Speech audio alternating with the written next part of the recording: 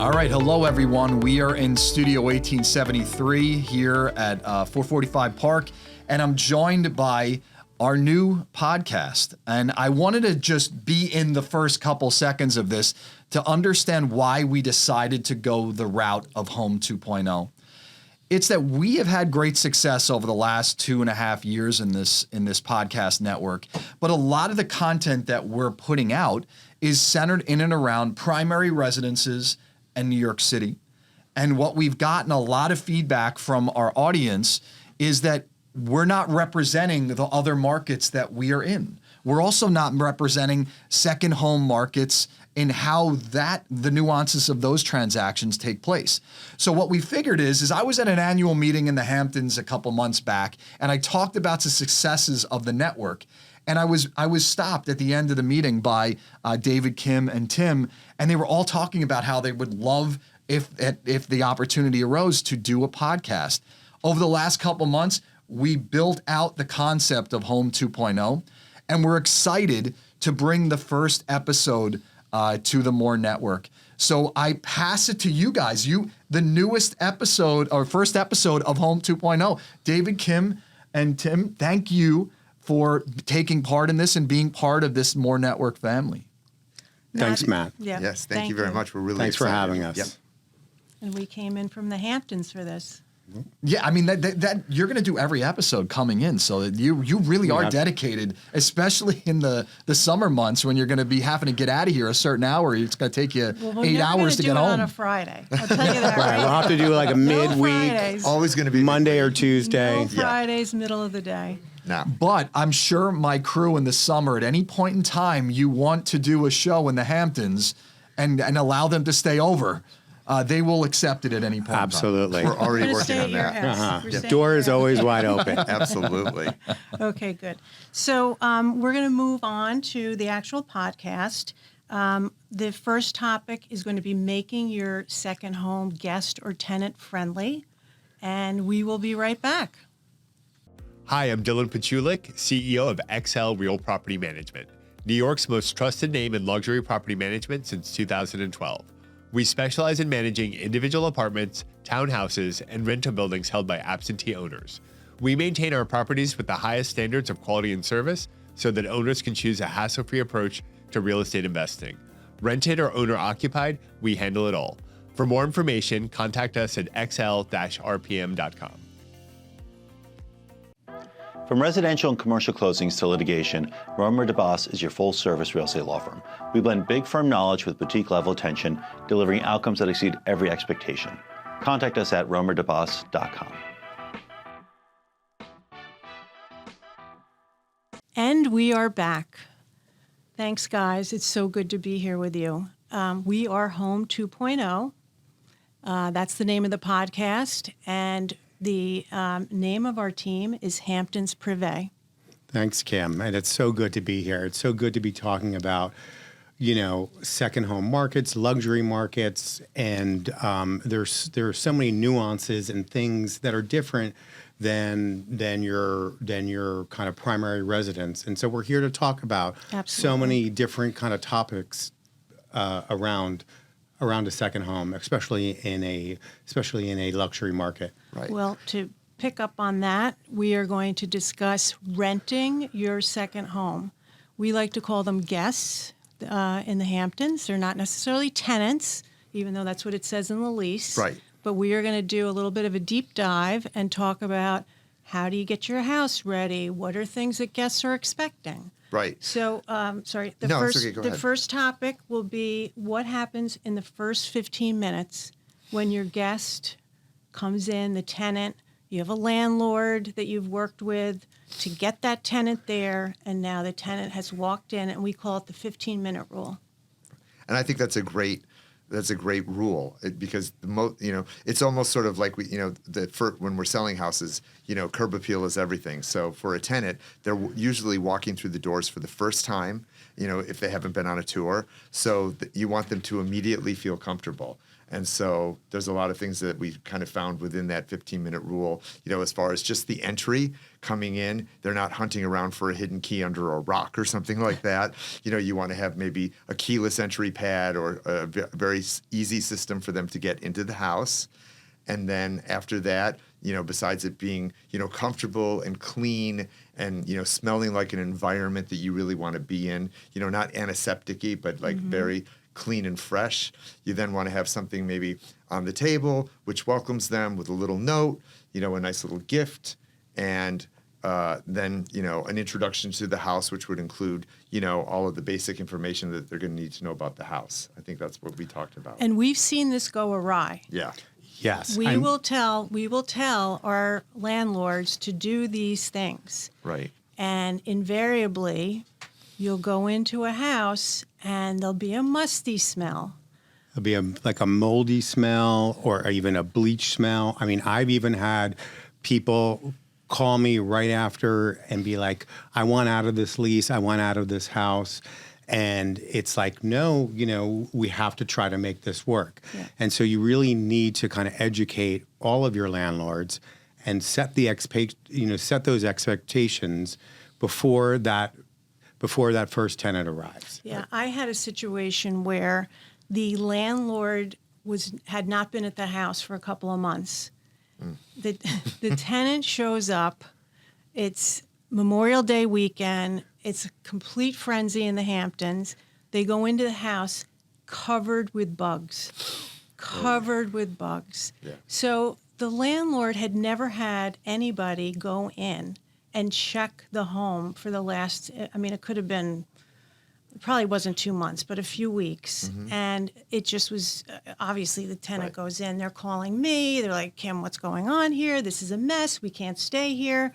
So exterminator has to come, the house gets cleaned up, but it's stuff like that. The landlord has to be on top of it. Right. They have to be there before that tenant goes in to thoroughly check it and have their housekeeping in there cleaning the house. Right. And one of the things that we were going to talk about is if you're not local to your second home property, to be able to check those things yourself, it's really important to invest in a property management company that can do all of that for you. And it's there's an expense related to it, but you're going to get that back. As long as you are presenting a clean, comfortable home, it's going to get rented over and over again, hopefully by the same tenants.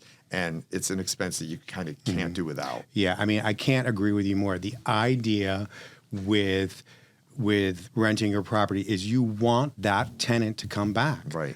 They know the house. They know what the expectations are. They know how the TVs work, the Sonos works.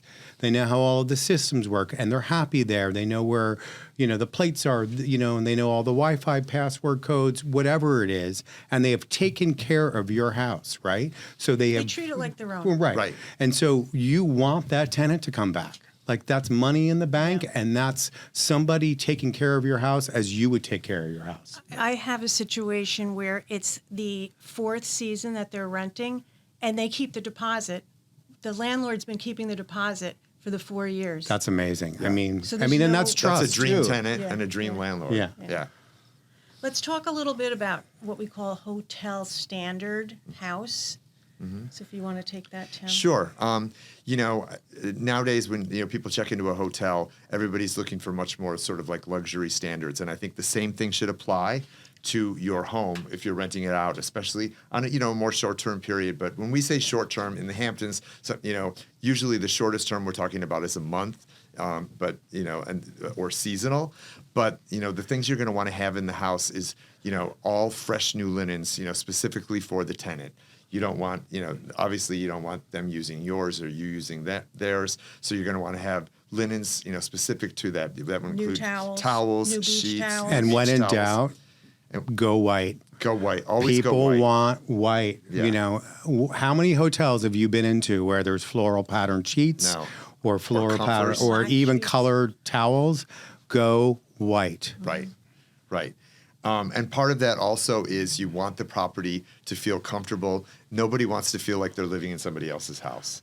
So, and I think that's part of this as well. You just want to make sure that everything that, that is personal is put away. Photos. You want to, if it's a house that you're using part of the time and then renting part of the time, you might want to put away any valuables or, breakables.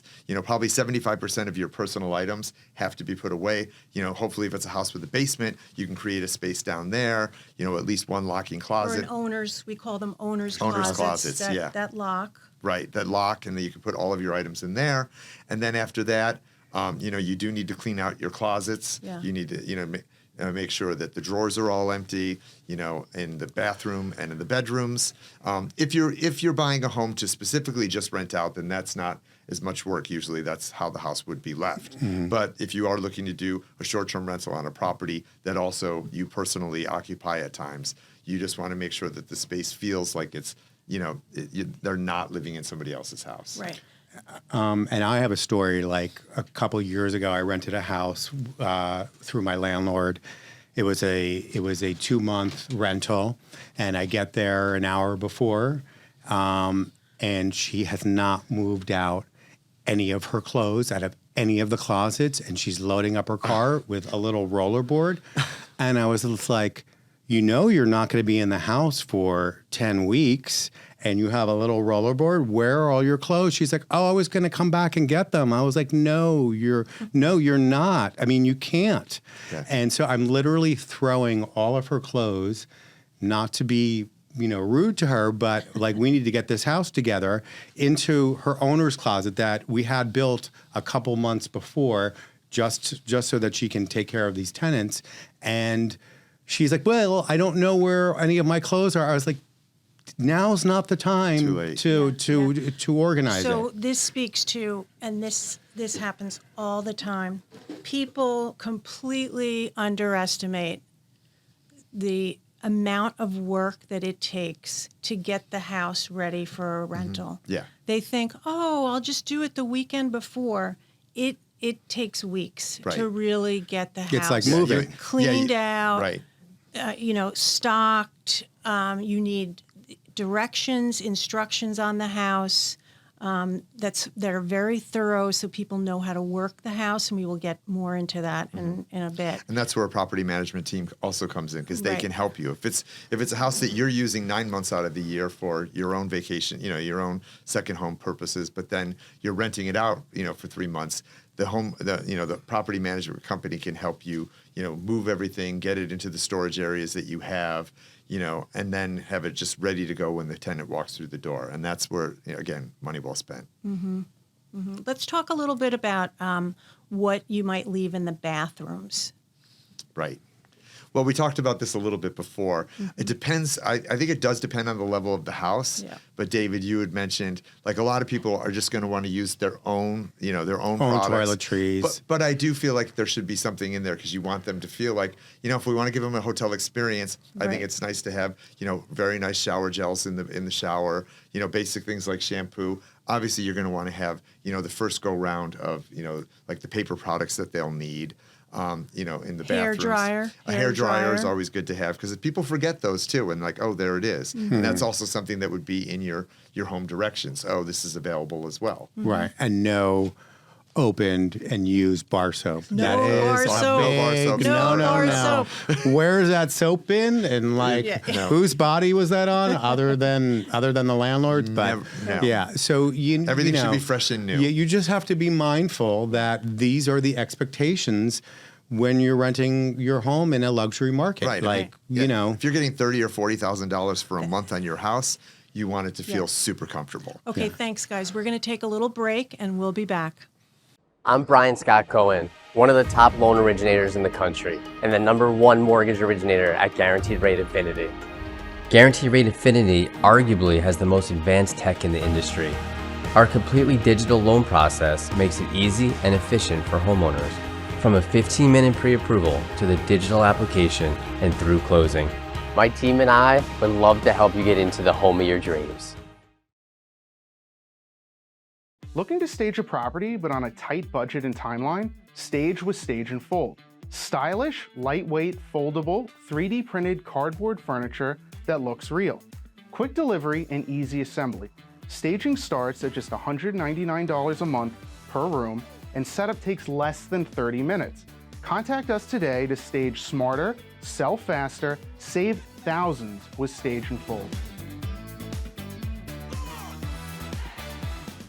We're back, and this is Home 2.0, and we are the Hamptons Privé team, and we're going to be talking about some more rental topics when you want to rent your home. And our next topic is going to be tech. So who wants to dive into tech? Yeah, I mean, tech is so important. Like, you don't want to be like too techy where it's too complicated, where your tenants can't figure things out. But keep in mind that, houses have Sonos, houses have smart TVs, they have passwords for their Wi-Fi networks. I will tell you that the Wi-Fi signal is very important. And, you might be using the house and just be on one computer, but you have tenants with kids all on iPads, on their phones. You have somebody working from home or multiple people working from home. That is draining the Wi-Fi. That, you need to be aware of what your Wi-Fi strength is. And that actually speaks to when somebody first walks into a home, almost the first thing they look for is the Wi-Fi network. Absolutely. And yeah. the password. Especially in the Hamptons where there's no cell service. Right. You can't get a signal anywhere, so it is very, very important. And then there's other parts of the tech in the house that people really are going to want to understand. That we have talked about it before. Basically, every bedroom should have a TV. And it can be just for streaming purposes, but even though somebody may be at a beach location and you would think, why does somebody want to have a TV?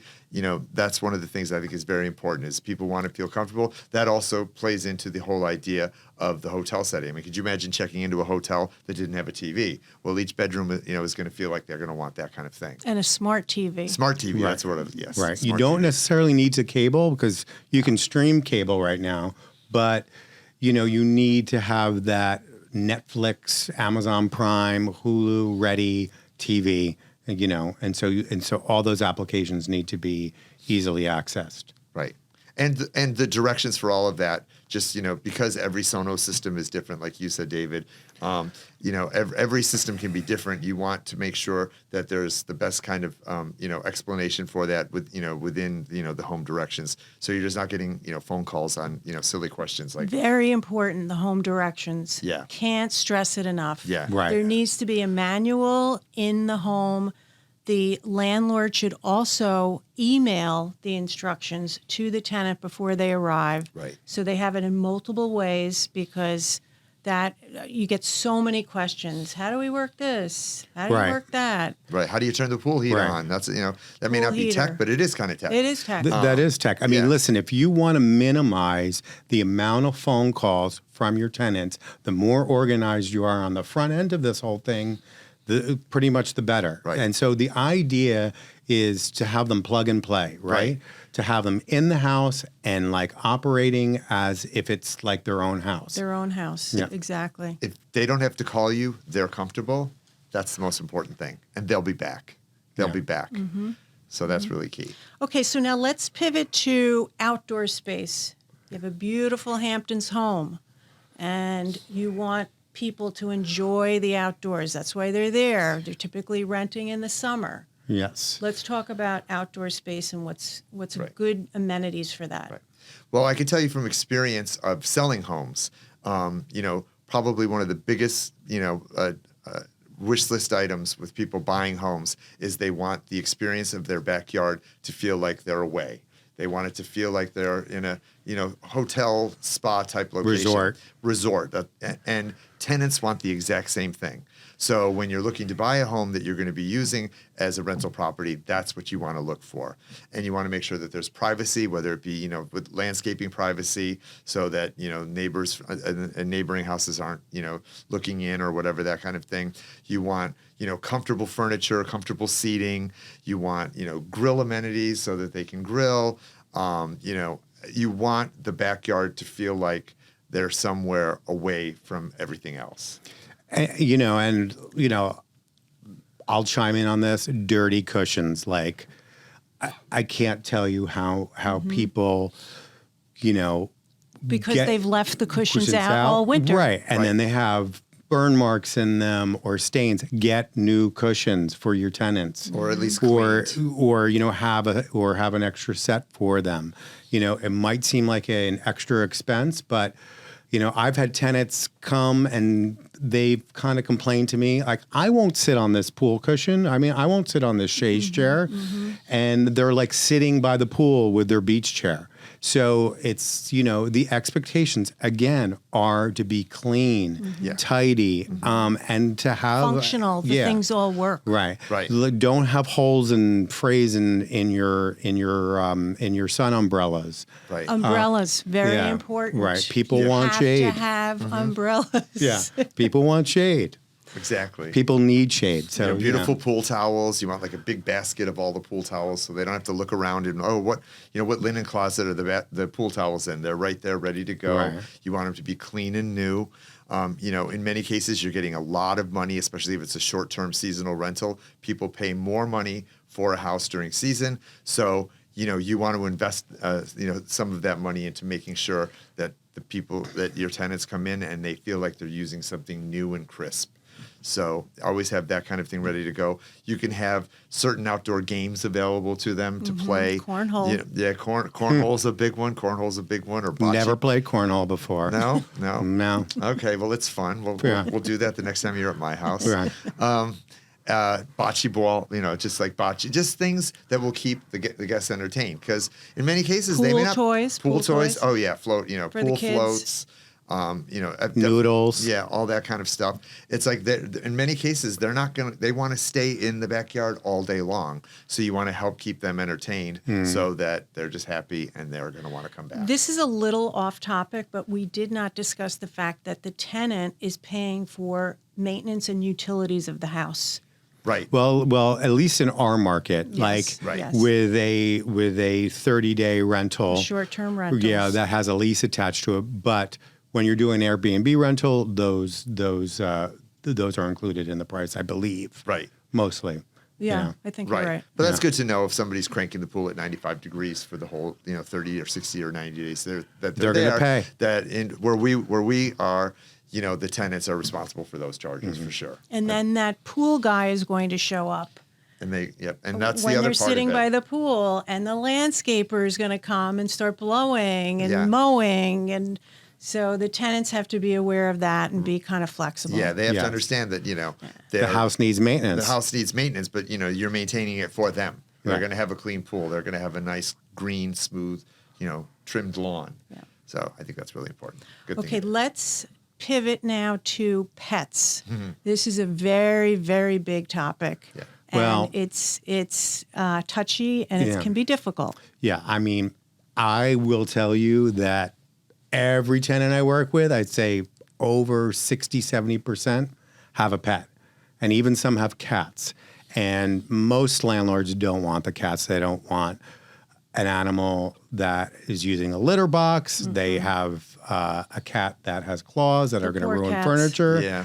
Cats get the poor end of the stick. But then let's talk about dogs. Almost all of my tenants that I work with have a dog. Some even have two dogs. Some even have, I have two Bernese mountain dogs that are 100 and 120 pounds. That's slobber.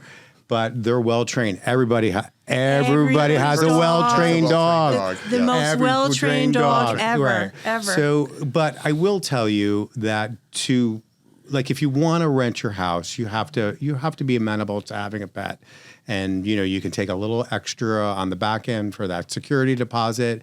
And listen, if their pets are so well trained, they're going to get that money back, right? So if a tenant's not interested in paying the extra security, then maybe that's a red flag that's not the right pet for my house or the right tenant with that pet. Yeah, I had a situation where I was representing a landlord, and they were very specific about not wanting to have dogs in the house. I don't know if it was allergy issues that they may have had or something like that, but very specific. So I listed the house for rent. The first 9 inquiries I got on the house were about dogs, even though in the listing it says pets not allowed. the agents we work with and the tenants coming to us directly, they're still going to ask because, they ask why all not? The they're time. hoping. Right. They're hoping They ask, they'll be. they're Right. like, would they take a 5-pound schnoodle? Exactly. Yeah. Exactly. So, I mean, that one of the things you do have to realize that if for whatever reason you do eliminate the idea of taking pets, is that you're probably eliminating a big pool of the population of tenants. I mean, I would say probably 40 to 50%, maybe even more. I think it's just more. like you said. least. I think it's more. At least. It's just, so, I think you have to work really hard to get comfortable with that idea. Yes, absolutely. Yeah. Okay, so we will come back and we are going to wrap this session up and talk about our 3 big takeaways if you're going to be renting your house. I'm Brian Scott Cohen, one of the top loan originators in the country and the #1 mortgage originator at Guaranteed Rate Infinity. Guaranteed Rate Infinity arguably has the most advanced tech in the industry.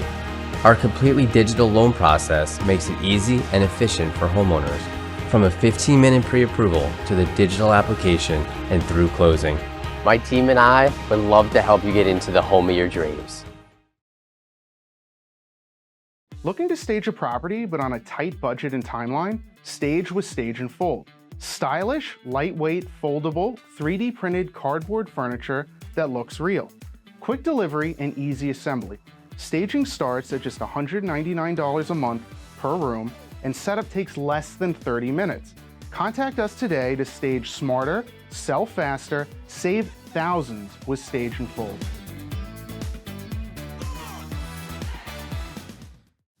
Okay, we are back. We are Home 2.0, and we are the Hamptons Privé team. We are going to talk about the 3 big takeaways when you're renting your home, especially in a luxury market. So, Tim? Right. The first thing we talked about is making them feel welcome the minute they walk through the door. And a prime example of that is I told a landlord that I had that if you could just leave like a nice little gift basket or something that would be, that would be welcoming. Well, as it turns out, I got a call almost immediately after the tenants arrived, and the landlords had left a beautiful gift basket with cheeses and crackers and little, bags of chips and just munchies. Because you know what? Some people are driving a long way or they're flying in or whatever, and they're hungry. So they had that on the table waiting for them with a nice bottle of wine and some sparkling waters. And, they spent maybe $50 or $60, and these tenants were already excited. The other thing that they did, which was really cool, was, the house had a beautiful in-ground pool. They bought one of those giant swan floaty things, and it was just floating in the pool. And the tenants actually took a picture of it and sent it to me, and were just cracking up. They loved it. So these people loved the house within a minute and a half. So key. I have a story. So last year I rented a very, very expensive oceanfront property, right in Bridgehampton, and these tenants paid a lot of money for 3.5 weeks out there, and we had 2 private chefs set up. We had a concierge service set up. There was a whole cleaning staff there at their kind of disposal. We're in this luxury market, and there are expectations, especially at that level, that people want to come in and feel like they're ready to say, they're ready to plug and play. And I've said that before, but that's what it's about. It's about ease. It's about ease of just slipping into the house and having them use it like it's their own house. And with this particular case, it's, we had a whole kind of staff set up for them. I'm going to follow up on tech, and I had a situation where I had told the landlord to please make sure that the Wi-Fi network was working perfectly, that these people were coming in and they were all working from home and their kids were going to be on iPads. And they were like, yeah, Kim, no problem. We checked it. It's all good. The people come. They go out by the pool, no Wi-Fi. They go down into the lower level, which, has this nice media room, no Wi-Fi, and to the point where the smart TV wasn't even working. So that's a huge, again, the Wi-Fi, big takeaway. Make sure you have that working. There's nothing worse than that spinning wheel Right. on your TV, just going and going. Yeah. It's not. The first thing a tenant looks for when they scrub. walk through the door is they're like, what's the Wi-Fi code? Yep. They want to connect, and where we happen to be, the signal's terrible, so it's not going to work. Right. So I totally agree. Yep. Okay. Well, thanks. This been a great first episode. We're really excited to tell you more about, second home property ownership. And we will definitely have more exciting content for you. We've got lots planned, so look for us soon. See you soon. What do you really need to know about buying or selling a home? First, it's serious business, and it's complicated. There's a lot of money on the table, and emotion too. You need an agent who knows the ropes. So, whether you're buying or selling your home, work with professionals who have a mastery of the craft.